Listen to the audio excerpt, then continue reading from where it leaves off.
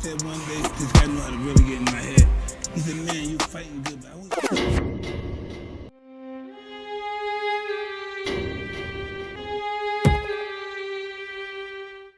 182 over 104. You finally decided to get healthier, but now all you can think about is 182 over 104.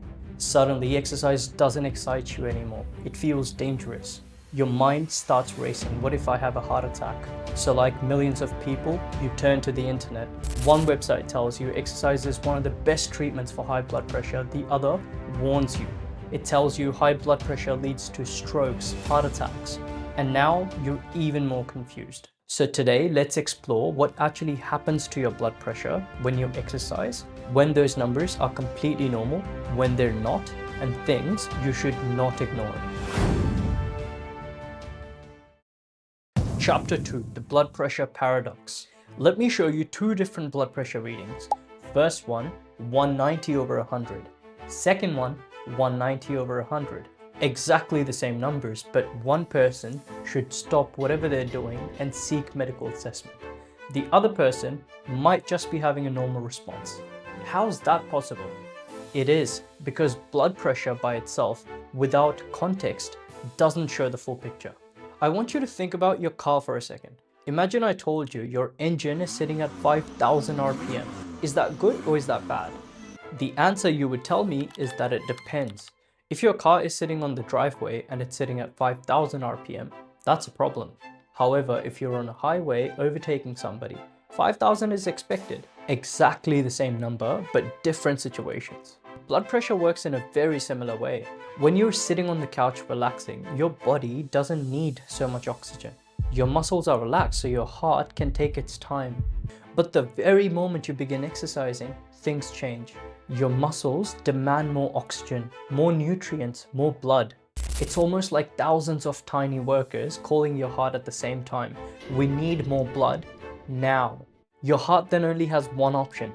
It has to pump harder and faster, which means the blood pressure inside your arteries naturally rises. That's exactly what it's supposed to do.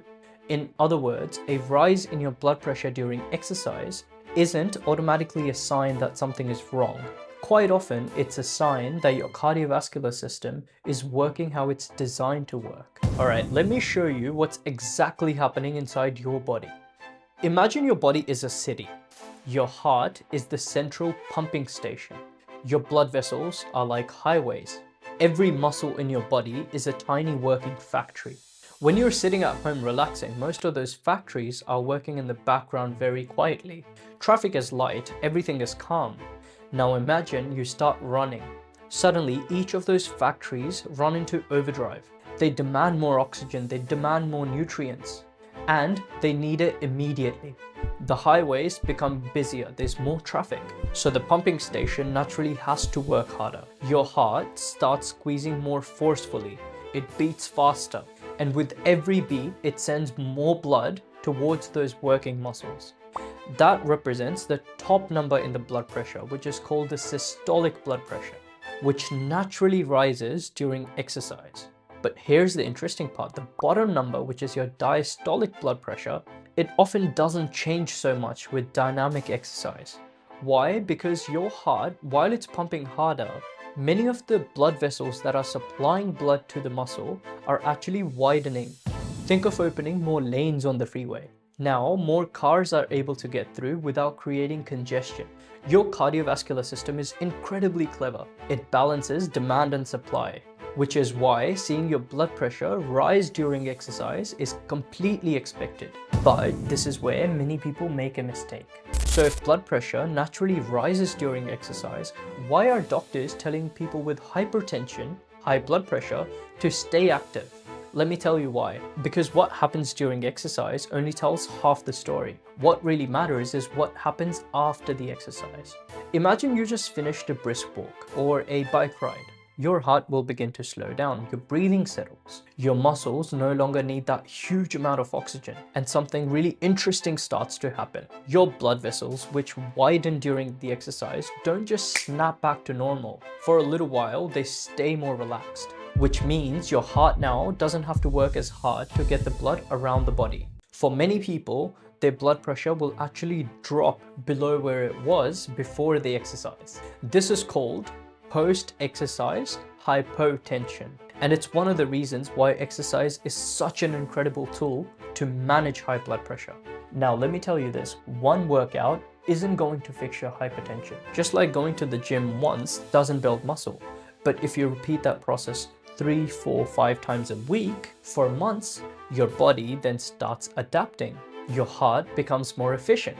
Your blood vessels become healthier. So your body essentially gets better at regulating blood pressure. Over time, resting blood pressure naturally drops, which means something incredible. The very thing people are afraid of can become one of the things that helps them the most. But unfortunately, this is exactly the place where many people go wrong.